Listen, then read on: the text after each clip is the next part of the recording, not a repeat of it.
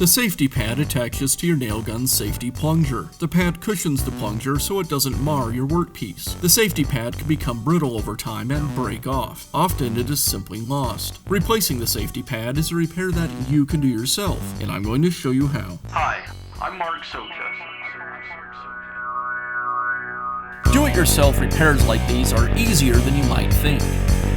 From lawn machines to cordless drills, kitchen mixers, Outdoor grills. our how-to videos walk you through each repair from start to finish. So doing it yourself means never having to do it alone. Let's get started. I'll begin by removing the old pad from the nail gun. The pad slides over the wire safety lever. To remove it, I'll just pry it off the lever with my finger. Now I can install the new pad. I'll align it with the lever and push it into place.